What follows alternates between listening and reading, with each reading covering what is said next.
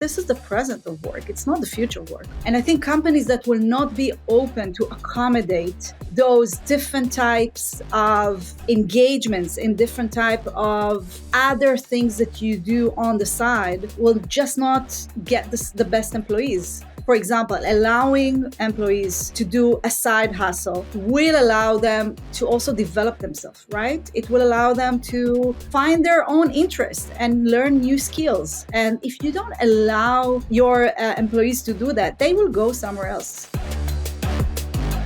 TDW fans, we are excited to have Gali Arnon join the show today. Gali is the Chief Business Officer of Fiverr, overseeing its business strategy, product development, and implementation to take Fiverr to its next stage of growth. Prior to her new role, Gali served as Fiverr's Chief Marketing Officer, where she led the company through its IPO. Fiverr is an online marketplace for freelance services, and its mission is to change how the world works together. We think Fiverr is a shining example of the future of work. Gali, welcome to TDW. Thank you. Thank you so much. So the future of work seems to be freelance work. In 2023, Fiverr, reported that 73% of workers planned or to start or continue working as freelancers. And we've seen a lot of other data that speaks to at least of half of Americans working freelance in the next few years. This is huge. So what are the top 2 or 3 trends behind the recent growth in freelancing? Those numbers are just outstanding. What we know for a fact is that 40% of US workforce are already working as freelancers in some capacity. And as you said, the forecast is that by 2027, 50% of the workforce in the United States are going to be freelancers.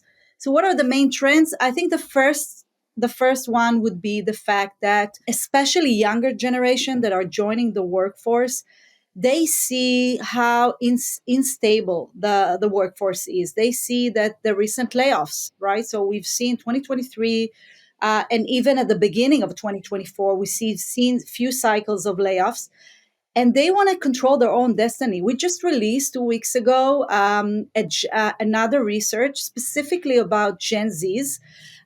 So we did a survey among 10,000 Gen Zs globally. And again, 70% of them are saying that they are considering freelancing as a viable route and a viable solution. And the reason is that they want to be their own boss. They want to control their own destiny. I think that would be one trend. The more younger generation are joining the workforce, you would see more and more people looking at this as a very positive route, as a very positive option for them. I think the second reason or the second trend is that people really understood that it's possible to work remotely. And obviously, COVID only accelerated that. You can work from anywhere. Technology allows you to work from anywhere. There's so many solutions like Fiverr.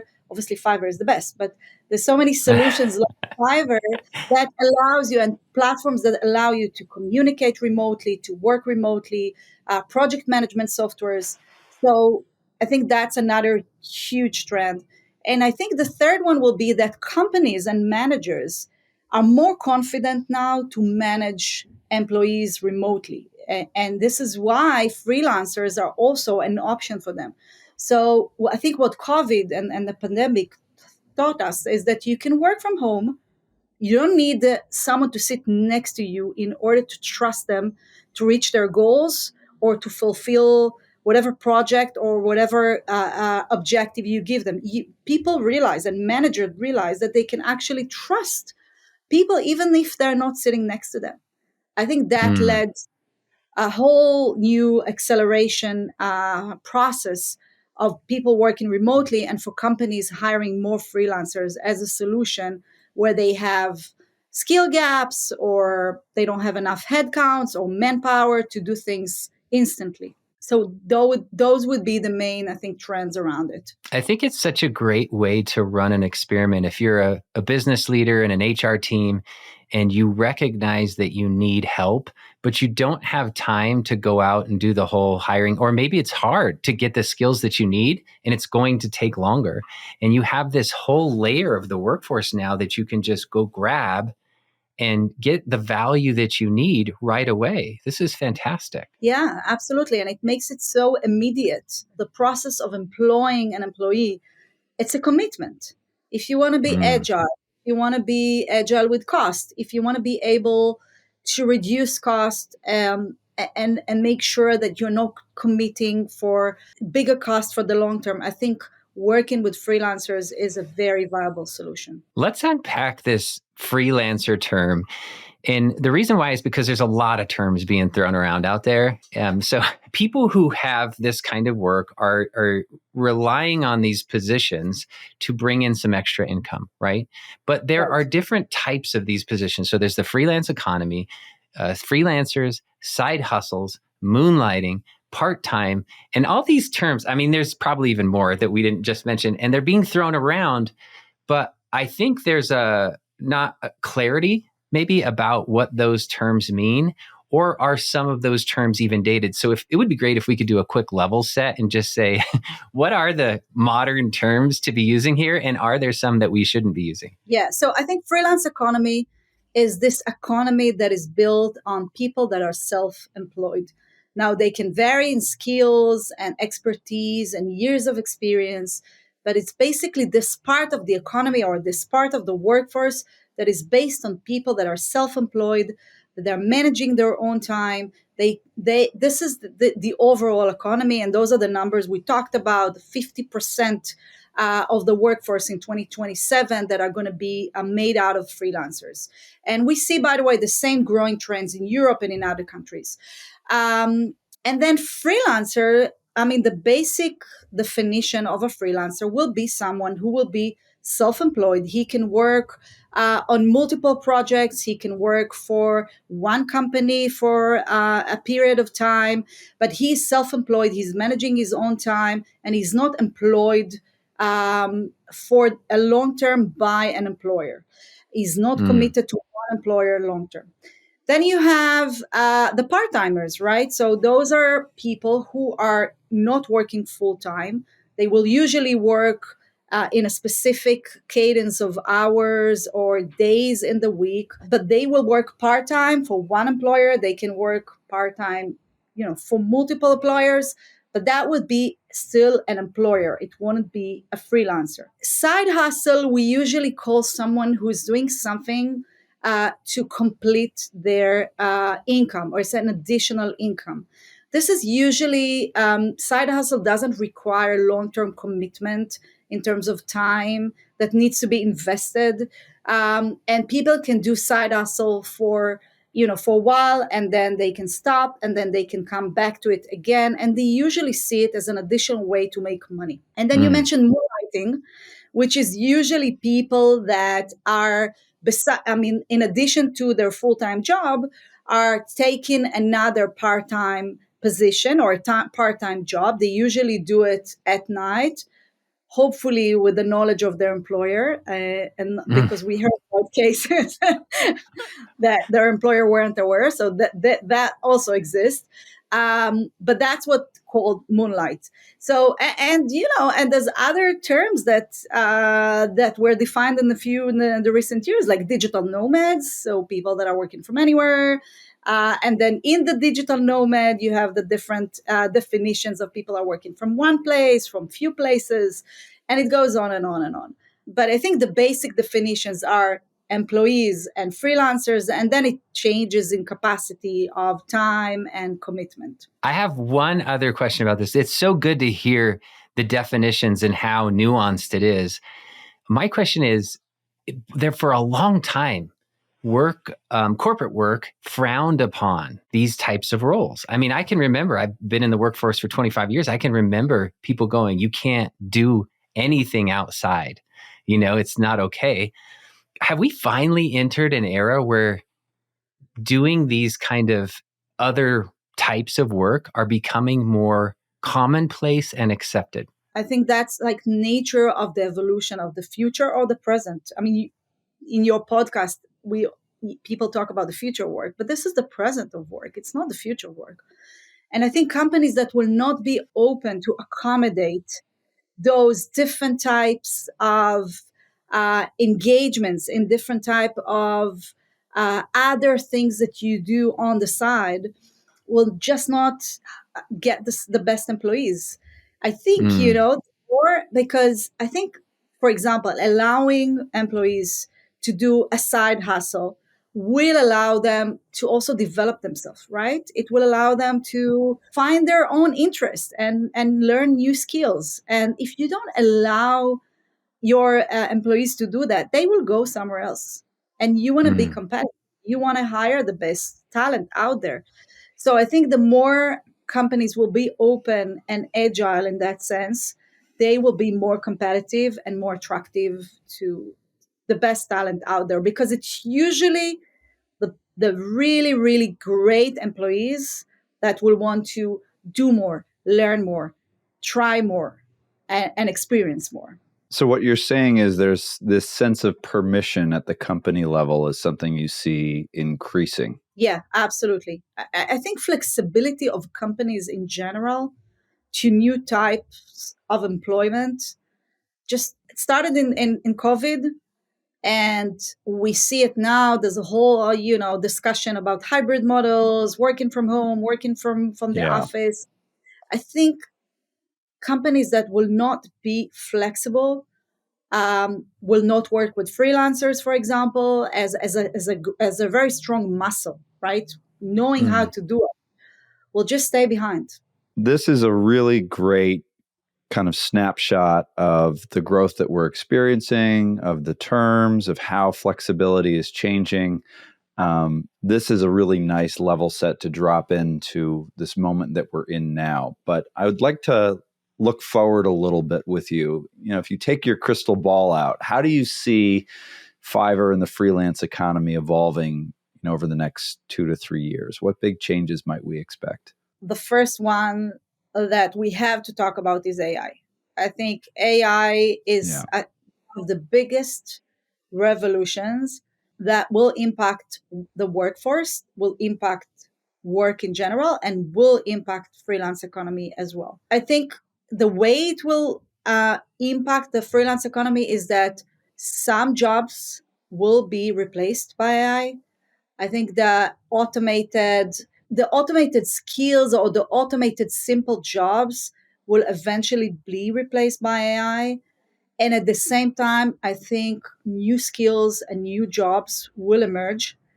And in addition, I think the more new tools will be introduced, and we already see it now. Every week, there's like a whole bunch of new tools that are being launched, and people need to, in order to use them, in order to really get the benefit of all those tools, you need to master them. It's easy, right? AI should be easy, but it's not that easy to write the exact right prompt in order to get the best image out of Gemini or Midjourney, right?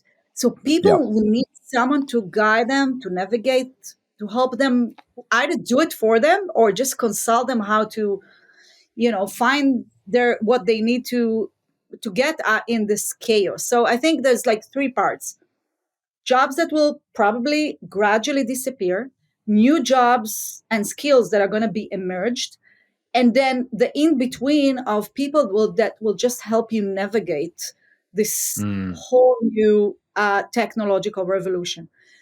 So in that sense, I mean, Fiverr opened a vertical for new AI jobs more than a year ago, in January last year, in 2023, because we already started seeing those trends on the marketplace. And now we have a full vertical with over 30 different categories like prompt engineering and chatbot developers and AI consultation and mid-journey artists. And this is growing really, really significantly. People need this holding hand with using those new technologies. So I think that's the first big change that we see in the next 2-3 years.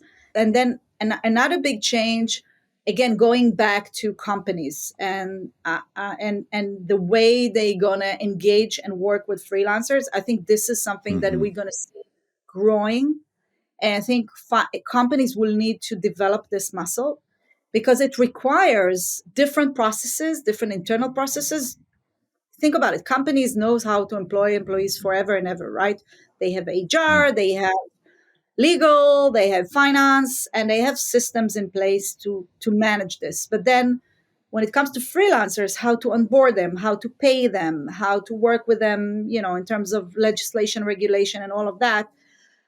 So I strongly recommend companies to hire a chief freelancer officer, or at least Mm. someone who will manage this freelancers sector, or we can even call it a department in their organization, in order to make this whole recruitment and working with freelancers much smoother and much faster. So they will be able to move fast by recruiting them, finding them, recruiting them, onboarding them, and working with them. So those, I think, would be the main kind of 2, 3 changes that we'll see in the coming 3 years. Those are really powerful. And I love the way that you laid all that out. And we absolutely would love to dive a bit deeper into AI, as it's a topic that is near and dear to our hearts. It was actually interesting as you were talking about the tools. You said, they can create an image with Midjourney or Dolly. And I'm thinking to myself, or with Stable Diffusion, or with Sora, or with, fill in the blank. Mm. And that's part of the challenge, right? That there are so many tools, and it's not just writing the good prompt, it's understanding the nuances between these emerging platforms and which ones to use. I want to ask a very specific question about skills. And as relates to AI skills, where are you seeing the greatest demand for AI skills on the Fiverr platform now? So, yeah, I think the first one will be just AI consultation. So we see that people need help in navigating this new reality, right? So I think that's something we see. Businesses, especially small businesses, need a helping hand. Now, think about it. Companies as big as Fiverr or other companies can hire AI experts and data science experts to help them navigate this new technology. But then think about a small business or even a mid-sized business. They want to now integrate a chatbot in order to make their support more productive and faster. Would they know how to do it themselves? No, probably they will need someone to give them a helping hand. So I think that's one. The second really large domain of expertise is just development. So people are looking for developers with AI skills that know how to integrate AI capabilities in different ways. So chatbot is just one of them, but there's different ways where AI can leverage your business, make you more productive, remove cost or save on cost. So that would be the second one.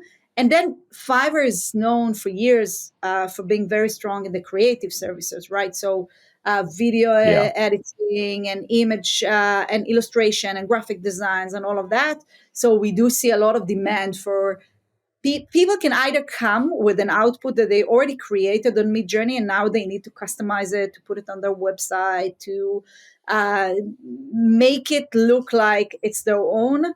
Or they will come to a Midjourney artist and say, hey, I don't know how to do this and that. Maybe you can help me. So that would be like the two main use cases, coming with handmade output from AI that they need to customize in a way, or create something from scratch on one of those AI tools. That's such a good perspective. It's interesting to think about. AI development is a wildly in demand skill. There's not enough of these people in the world. Right. And it's Right. fascinating to hear that you can find those people on Fiverr. So not only are they in demand full time, but they're also in high demand on the Fiverr freelance platform. I want to stay with generative AI on this. So you did a super smart and cool and funny out of home marketing campaign on giant billboards, and it featured freelancers and had the text that said, AI took my job, dot, dot, dot, to the next level, which is so smart. What a great play on words. And we wanted to know a little bit more about, you're obviously doing the right marketing. How are you building a community around generative AI in a time when there's a lot of fear mongering and concern? So first of all, thank you. We love this campaign, and we've seen so many other companies startups just copying it. So this is like the utmost It's a good flattery, right? sign. It's a good Yeah. So we've seen it in many different iterations later on. So we're very proud of this campaign, I have to say. But it came from a real fear and a real concern that we realized as a growing sentiment, uh, not only in the general public, because it was, enough to open the newspaper and read every single day about how AI is going to destroy humanity and kill the workforce, and we're all going to be unemployed and human have no future, blah, blah, blah. So that was one. And then we realized that this growing sentiment of concern is also happening among our own community. So our own freelancers are asking themselves whether there's going to be still room for the human touch, right? Mm. For the human talent, for human humor. Um, and our answer was that yes, absolutely yes. So our own belief, we call ourselves like techno optimistics. um, we look at AI as an opportunity to just take you to the next level. You can be better with AI. It will not replace you. I cannot see a scenario in which AI will replace human creativity, human sense of humor, human sophistication, and human interpersonal skills. And by the way, this campaign was Yes. created by our own in-house creative department, and I cannot see a scenario with AI will actually create such a campaign. If you think about it, right? Mm. Because this, playing with the words, creating this. You think that AI really took their job, but then AI didn't. I think only humans can create something like this. So to make a long story short, we realized that this is sentiment that is happening, and we said, why don't we play with it a bit, And it turned out to be extremely viral and extremely successful. But I think if we're not only looking at the marketing side of things, I think what we realized that in order to make our community ready for this revolution and maybe kind of to ease the fear around it, we need to do a lot of education. So, in the last year, we did so many webinars, we created content hubs, online courses, in order to allow freelancers to gain those skills, to up their skills, to up their game in terms of understanding what AI can do for them. And in order to see AI not as an enemy, but as a friend, it's as a Yes. tool that can empower them and not replace them. And I think as long as they understand it and they know how to embrace it and not to, move away from it because it's frightening, I think that will be the right way for every talented person in the world, basically. Yeah, no, that's a fantastic answer. We're always talking about how do you use tech as a teammate? How do you use AI as a sidekick, as something that can enhance our human superpowers? And, this idea of how do you balance this increasingly digital world and digital experience while fostering, the human touch and the human experience, that is such a delicate dance. And I was Mm. just curious, beyond what you are doing with the courses and with the messaging, how are you helping people understand those key points that you made around what makes us human? What are the things that can't be replaced? What makes us unique and powerful? How is that being socialized in the Fiverr community?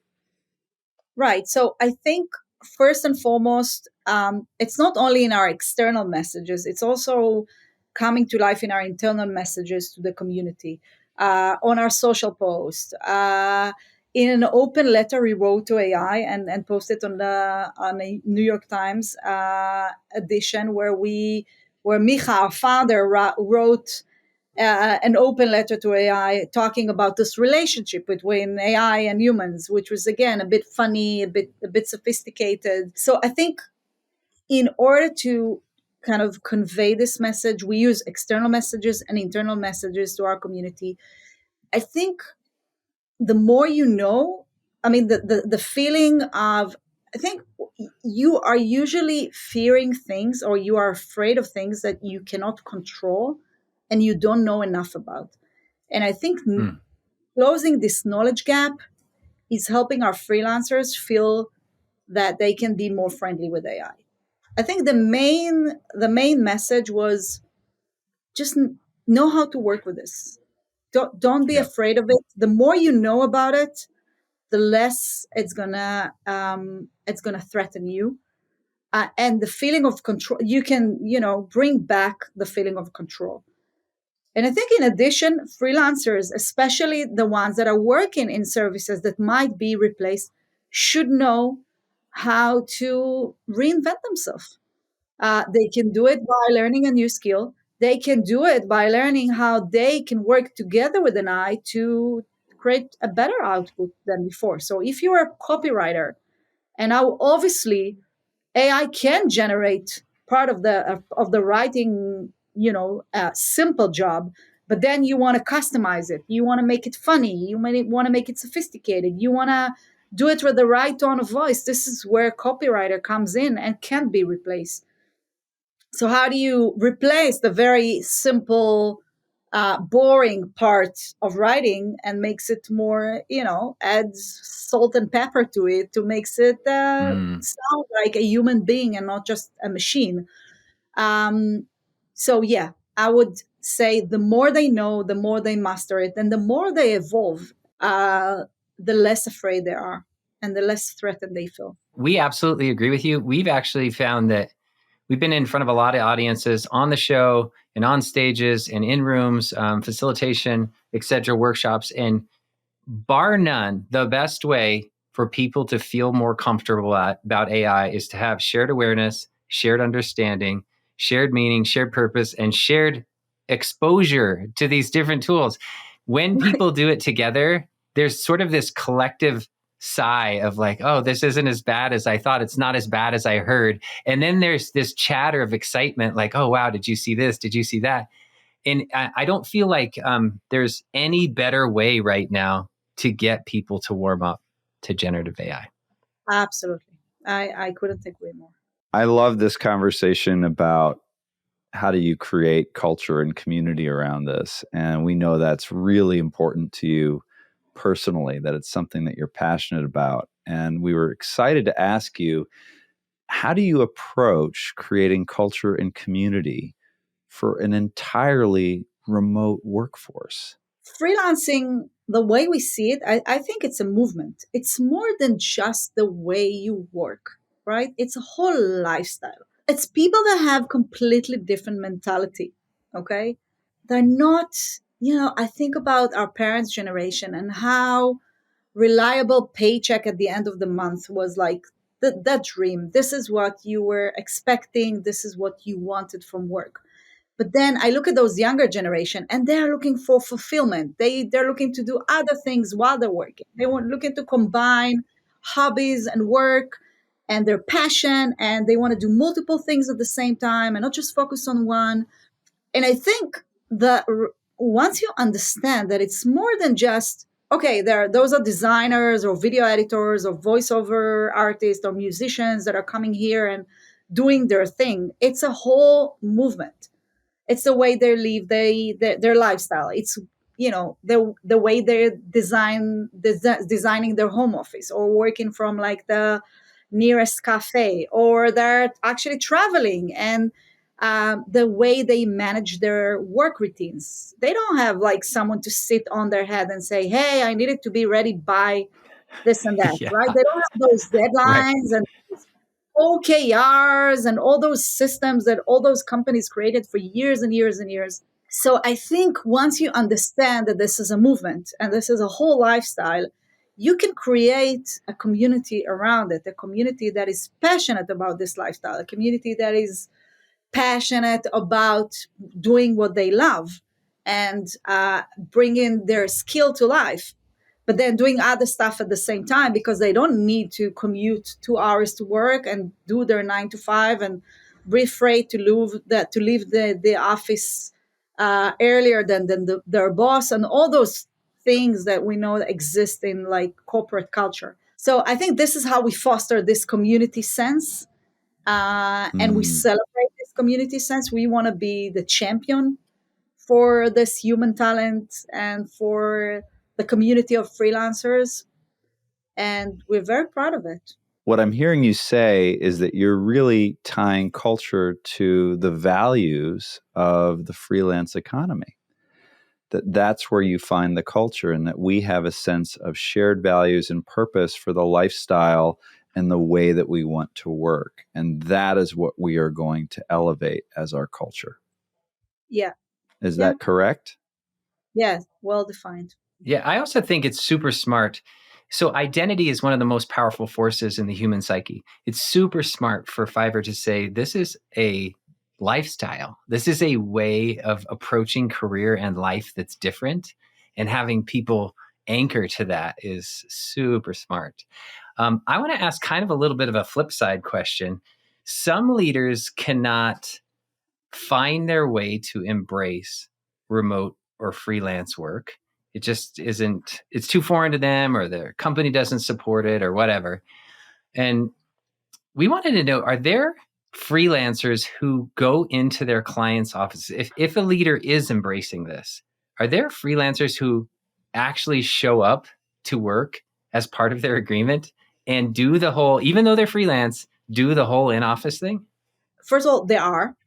On Fiverr, the whole nature of Fiverr is completely digitally. So the way we do it is that most of our categories, I'll name a few exceptions, but most of our categories are being digitally distributed. So if you need a voiceover artist, or you need a music session, or someone to develop your app, it's all going to be transferred digitally, and that's the way we do it. However, we did, for example, opened, which is a quite equivalent to a freelancer showing off at your office, right? We opened up a category of photography. So this is obviously, product photography, fashion photography. This is obviously happening offline, with people actually meeting each other in New York, in Paris, wherever it is, and doing this project side by side. We also opened the vertical 2 months ago, a consultation vertical. We talked earlier about AI consultation, where people are offering sessions on Zoom, and are actually seeing each other and doing some, it can be business consultation, it can be AI consultation, or even life coaching. So people provide life coaching or online lessons through Zooms. To your question specifically about bigger companies and freelancers actually showing up for work, definitely it exists. It exists on Fiverr as well. We have freelancers showing up at our offices. It's At your obviously office. it's obviously limited to the local environment, to the local surrounding, right? So you Yeah. can't. The whole idea of a platform like Fiverr is that an Australian business can work with someone in America, and they can work together, create amazing projects together, right? This is the whole idea, is that talent is global and you can work with everyone from everywhere. But yeah, obviously, the more companies will be open to this freelancing solution, they will probably want some of this freelance capacity or freelance force to be locally or in their local surrounding, and actually come for work, if it's for a limited time project or for a long-term relationship.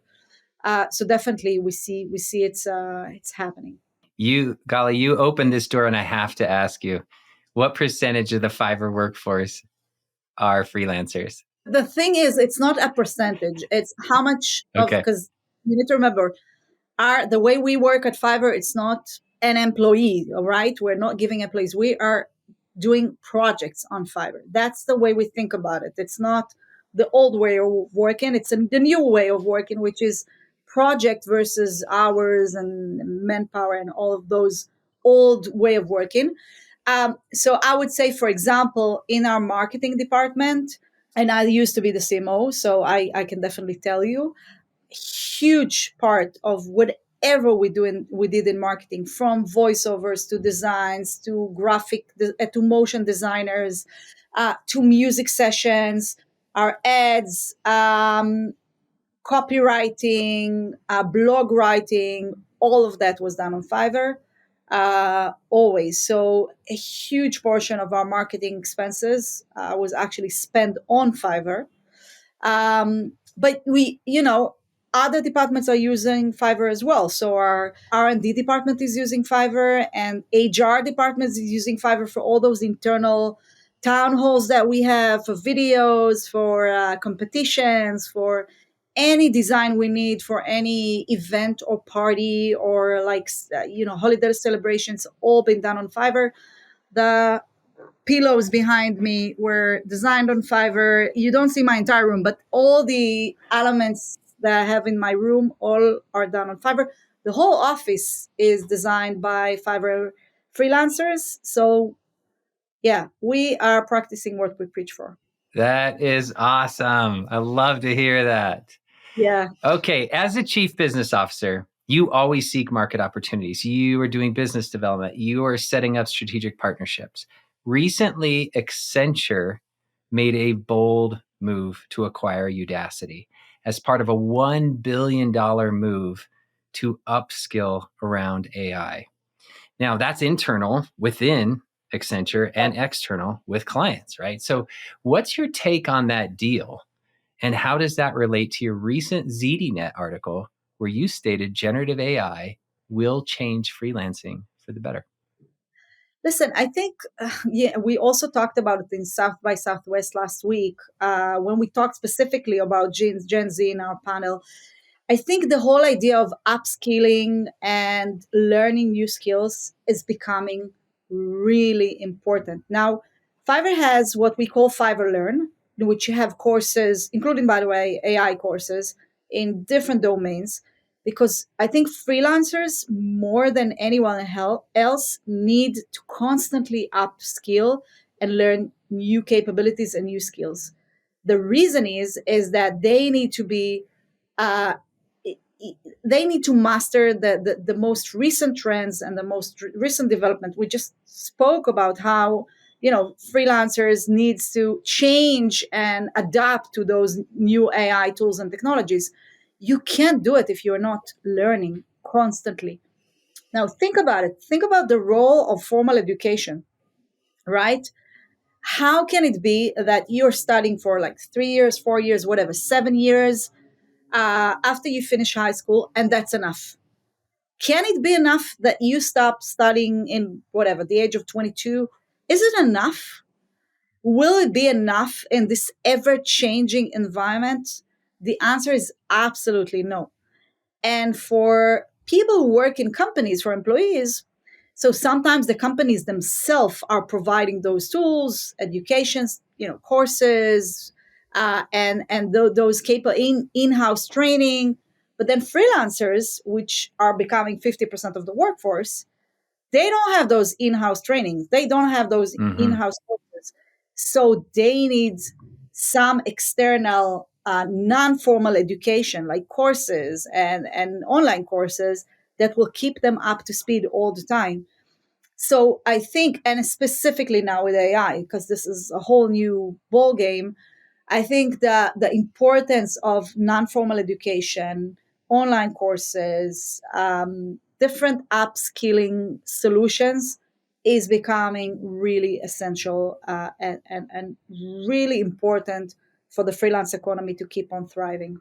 I want to talk about the other side of this coin, which is the upskilling of business owners and leaders who Yeah. also need to figure out, when do I hire a freelancer and when do I hire a full-time employee? In a world where the freelance economy is growing like gangbusters as it is now, what are the key considerations? What are the frameworks that they should be using to make that decision? Right. I think the first consideration is just the duration of time. So if you realize that you will need this skill or capability, from now and ever on, yeah, you probably need a full-time team, full-time employee. But then if you need someone to handle a project here and now, and you might not need it in 6 months' time, a freelancer will be a very relevant solution. I think the other thing is just the skill gap. I think what we see is that there are different domains in which you cannot find someone who's a full timer. And I think you just, Nate, you Right. just mentioned right with AI. Yeah. There's just not enough. There's huge shortage of people who understand AI and actually wants to work full time, because a lot of those experts are enjoying this unbelievable demand for their skills. So I think this is where freelancers is again a great solution, where you have a skill gap when you have something new that is coming and emerging, and you need to keep your employees up to speed.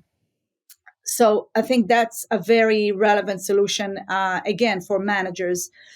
I think another consideration is just location. Sometimes you are really limited with your immediate surrounding, and working with someone globally will make it much easier. So you can hire now in talent you're based in New York, but you can hire someone in London, or you can hire someone in Germany. And then not always it's that easy to hire them full time. Sometimes you need a local entity, or you need to, comply with completely different rules and regulations. And freelancer could be an amazing solution for that, just because it's really complex to hire in another country. So I think there's different considerations. I think in your back of your mind, you need to remember hire freelancers, skilled freelancers, and really experienced ones are a much easier solution now than ever before. It's really an immediate, fast, with less friction than ever before, viable solution. That's great. There's also this question around how do you lead freelancers, right? Leading freelancers, there is some nuance between that and leading your full-time employees. So what are some of the must-know skills for leaders that are trying to set up freelancers or freelance teams successfully? I think first and foremost, invest in the onboarding. Sometimes, we have a whole program for new employees, and they have an onboarding program, they have an in-house training program. But then a freelancer's come and you just tell him, okay, this is what you need to do, right? You can start here, here, and here. And you don't invest much in, showing the bigger picture, explaining what the company is doing, explaining the company mission, vision, purpose, objectives, limitations. I think this is really crucial. And I think people really need to, our managers, leaders really need to take this seriously and create a structure around onboarding of freelancers. I think then just creating work routines is also important. So let's say you hire someone for a 6 months project, and for your own full-time employees, you have working routines, right? You will probably have weekly touch base, and you will have team meetings. Use freelancers in the same way. I mean, use work routine management routines to make sure they're on board, they're motivated, they know what's going on, they feel included. I think that's very important as well. And then provide feedback. Just like you have those feedback cycles and you have all those policies and ceremonies, I would call it, to provide ongoing feedback to your employees. In order for the freelancers to do a better job, they need to get ongoing feedback. They need to get positive feedback when they're doing a great job, and they need to improve when when it's just not good enough. So I think providing feedback is also really essential in making a freelancer successful in your organization. I agree wholeheartedly with that. I've seen so many times in my career where there's not, and you brought this up a minute ago, where you said it's really important to have a head of contractors and freelancers and someone who's kind of owning that umbrella as a service, as a vertical, because so many times I've seen inside where freelancers and contractors are not getting the support that they need. They don't know who to go to. They don't know who can help them resolve issues. They're lacking that bigger picture that you're talking about. And so it's interesting how, to Alex's point, there needs to be this whole development effort to make this thing a winner instead of just, throwing some spaghetti against the wall and hoping that it sticks. Absolutely. Yeah. Let's talk about a government angle here. Um, so in the United States, we don't do a great job of tracking freelancers. We don't do a great job of tracking this freelance side hustle economy, and the census doesn't do a great job of it. I know the IRS does recognize it. What do you think needs to happen around policy, given the growth? This thing's here to stay. What do you think needs to happen around policy? And also, is that same thing happening internationally, where governments just aren't doing a good job of tracking this part of the workforce? Yeah, first of all, to your second question, yeah, I think it's a global issue. I think there's like initial steps that the UN is taking now, to better kind of regulate this whole idea of freelance economy. And I think, first of all, freelancers need support. Don't forget that they don't have the same social benefits, the same transparency, and they need support. So I think governments need to do a better job with giving them a feeling of security and supporting them. I think that would be the first principle. And then obviously, I think, because there's the tracking systems are not that great, and they're usually behind, right? Regulation is usually behind the technology, and they're like few steps behind the evolution. AI is a good example. Just now the UN is starting to pick up on those latest advancements in AI. US, I think, is even more behind in this sense. So I think government needs to realize that it's not just a trend that is, one day it's here, next day it's gone. It's here to stay. It's becoming a real substantial part of the workforce economy, and government needs to give and provide better solution, not only in terms of tracking, but also in terms of support, and benefits, and providing transparency. I think the more governments will understand it and will recognize it, we'll just be, benefiting from that as a society, and obviously individually, freelancers will benefit from it as well. This whole conversation has been about this really tidal wave swell in the freelance economy, and it's just so big. And yet there's some people that are just, they're naysayers. They're resisting it. They're saying we don't get it. We can't embrace it. Why are some still resisting this movement, given all the data, its size, and impact it's having?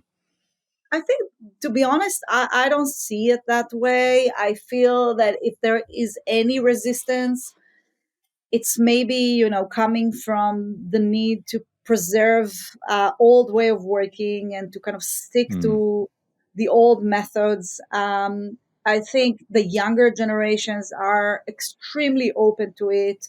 They feel it's extremely respectful, and that you can fulfill your dreams by being a freelancer as much as being, developing your career in a company. I see a lot of people.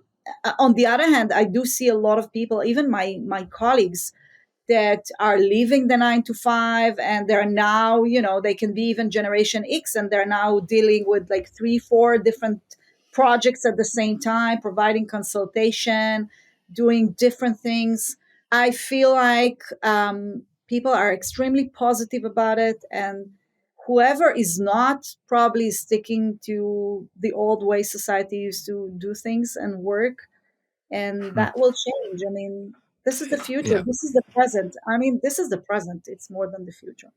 Gali, we are going to take you into a speed round. 5 questions, and you have 60 seconds or less to answer each one. And Nate Oh, wow. is going to kick us off. So we asked you about long-term engagements, but I think it's a really interesting thing. Everybody thinks of freelance as this short-term opportunity, but what percentage or how often are you seeing freelancers get long-term engagements? Because I think that would really matter to people to know, hey, this is actually a long-term opportunity.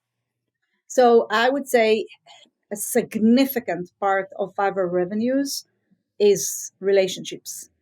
So what we see is that once a business is finding a freelancer that they can trust and they can work with, they will come back again and again and again to the same freelancers to work with them, not only on this specific service, but on other services as well. So I think relationship is and trust is still the fundamental way of working with freelancers, and it's reflected in the Fiverr data tremendously. The majority of the revenue of Fiverr comes from repeat buyers that comes again, and in most cases, they come back again to the same freelancer.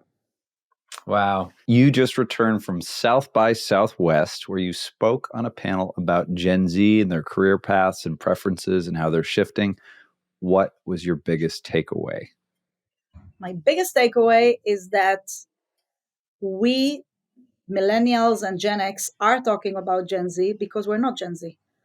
And my biggest take is that we just look at them from a bit from above because, oh, they were born in a phone in their head and they are so, clueless about everything. And they're all day long in social networks. And I think the more we'll see them as a very valuable generation that is completely different with coming from completely different opinions, and is actually an amazing generation that can contribute so much to the workforce, will benefit from that more. I think the whole idea of talking about them reminds me the same talks we had about millennials, and probably the same talks older generation had about the younger Yes. generation 2,000 Yes. years ago. It never Yes, it's every generation since the We beginning of time. all do it. That is so wise, and you're so right. It's a they are Yeah. great so point. strong. They are going to be amazing, and they're going to be fine. We need Yeah. to be, Worry we about need to. ourselves. Don't worry about them. Yeah. Exactly. Okay. A lot of people are a fit for freelance work, but there are some people who are not a fit for freelance work. Tell us a little bit about those people. I think if you want to be a freelancer, you need to have this to be open minded and not to fear the freedom. I think people that are afraid of the freedom of getting up in the morning and being their own boss and have the self discipline to fulfill whatever objective they have, but do it by themselves, are the people who are not great fit for freelancers. In order to be a freelancer and a successful one, you need to have this entrepreneurship mentality. You need to be open minded, and you need to not be afraid of your own freedom. That would be the number one rule. This is a question Nate and I have decided that we are going to ask all of our guests this year. So anybody listening to this, and if you're coming on the show, know that we're going to ask you this. 3 years into massive disruption, what does the future of work mean to you now? The future of work means to me now freedom, freedom to make mistakes. It means flexibility.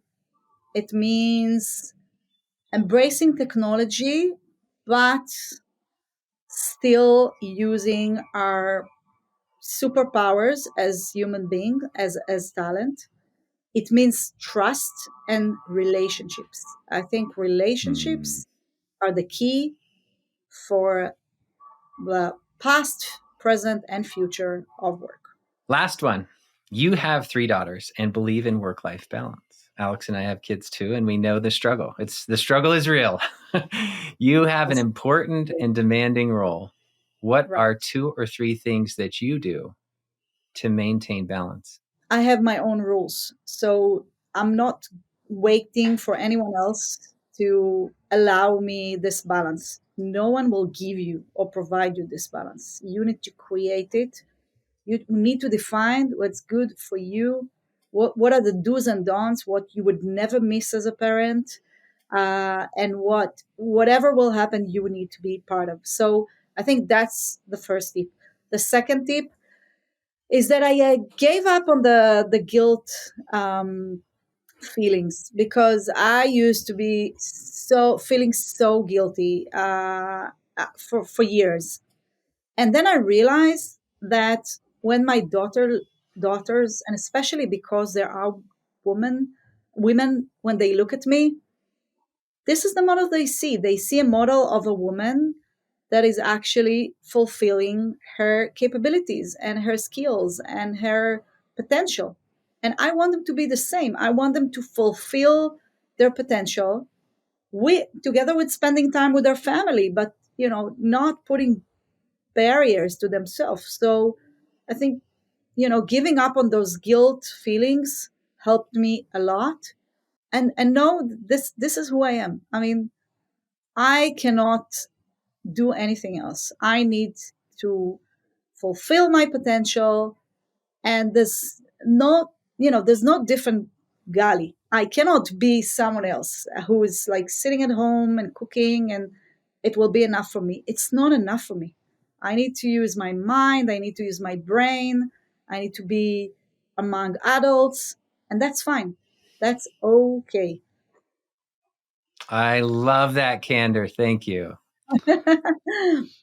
Gali, thank you so much for being on with us today, for your Great. authenticity, for your desire to help people to find their passion and their purpose and their freedom as a human centered leader leading the freelance economy and the future of work, for caring about culture, community, and education, which we know matters more than ever now.